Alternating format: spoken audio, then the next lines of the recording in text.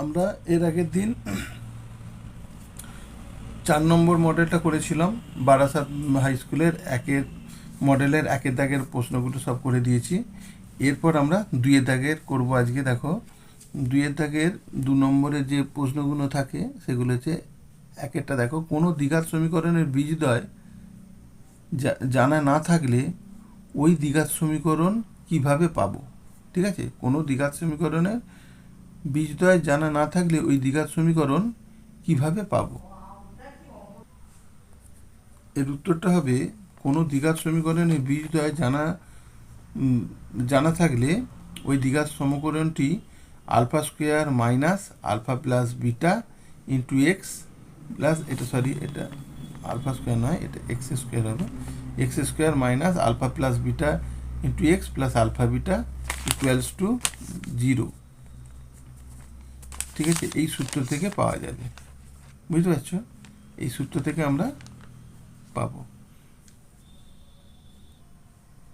এরপর 2 নম্বরেরটা দেখো, ও কেন্দ্রীয় বৃত্তের এবি একটি জ্যা, বি বিন্দুতে একটি স্পর্শক অঙ্কন করেছি যা বর্ধিত এওকে টি বিন্দুতে ছেদ করেছে।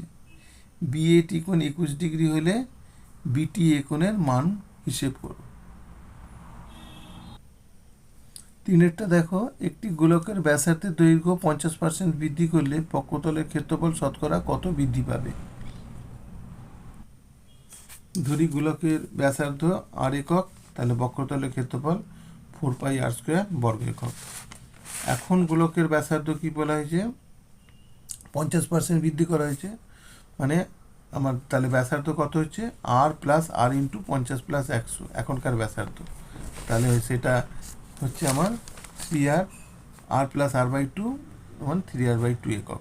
তাহলে এখন বক্রতলের ক্ষেত্রফল কত হচ্ছে, এখন বক্রতলের ক্ষেত্রফল হচ্ছে 4π, আর এইটা হচ্ছে এখন ব্যাসার্ধ 3r/2 এর হোল স্কোয়ার বর্গ একক। ঠিক আছে, এই অবস্থায় রেখে দিলাম। তাহলে বক্রতলের ক্ষেত্রফলের কত বৃদ্ধি পাচ্ছে, বক্রতলের ক্ষেত্রফল বৃদ্ধি পাচ্ছে 4π, মানে এই প্রথমেরটা থেকে দ্বিতীয়টা বিয়োগ করে দিলাম, 4π, প্রথম বৃদ্ধি পেয়েছে যেহেতু, মানে দ্বিতীয়টা থেকে প্রথমেরটা বিয়োগ করে দিলাম, তাহলে 4π 3r/2 whole square minus 4π r² বর্গ একক।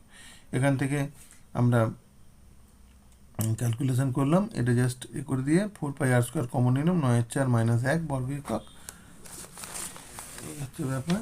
এবার দেখো 4π r² ইন্টু 9-4/4 মানে 4π r² ইন্টু 5-4, কাটাকাটি করতে পেলে হলো 5π r² বর্গ একক।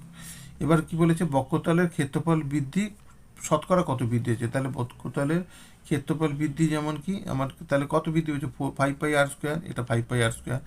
আগে ক্ষেত্রফল একদম প্রথমে ক্ষেত্রফল কত ছিল, 4π r² ছিল, সেই জন্য আমরা এখানে লিখছি 4π r², 4π r² ইন্টু 100, কাটাকাটি করতে আমার আসছে 125 বর্গ একক। ঠিক আছে, এটা বক্রতলের ক্ষেত্রফল বৃদ্ধি, বক্রতলের ক্ষেত্রফল বক্রতলের ক্ষেত্রফল শতকরা বৃদ্ধি।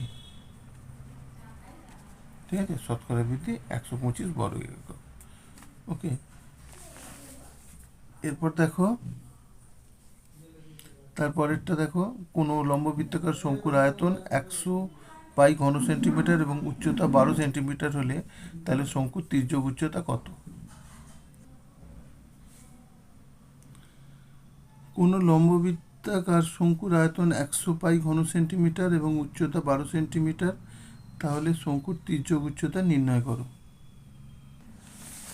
তাহলে দেখো এখানে শঙ্কুটার ব্যাসার্ধ আর ধরে নিয়েছি, উচ্চতা এইচ ধরে নিয়েছি, আর তির্যক উচ্চতা এল ধরে নিয়েছি। এখন বলা হয়েছে যে শঙ্কুর আয়তনটা কত দেওয়া আছে, 100π ঘন সেন্টিমিটার, তাহলে আমরা আয়তনের সূত্র কি জানি, 1/3πr² এইচ। তাহলে আমরা এখানে মান বস করিয়ে দিলাম, তাহলে আর এর মান বেরিয়ে গেল 5। ঠিক আছে, এইচটা আমার এখানে দেওয়া আছে। ঠিক আছে, এইচটা কত দেওয়া আছে, 12 দেওয়া আছে। এই যে সাধারণ উচ্চতা কত দেওয়া আছে দেখে নাও, এই যে লম্ববৃত্তাকার শঙ্কুর সরি এই যে আয়তনটা 100π ঘন সেন্টিমিটার, উচ্চতা 12 সেন্টিমিটার দেওয়া আছে। তাহলে এই যে এটা 12 সেন্টিমিটার, বুঝছে? তাহলে এখান থেকে আমরা আর এর মান বার করে নিলাম। এরপর আমরা কি জানি, সমকোণী এই ব্যাপারটা হচ্ছে, ঠিক আছে, এটা হচ্ছে তির্যক উচ্চতা, এটা হচ্ছে তোমার এইচ, আর এইটা হচ্ছে ব্যাসার্ধ আর।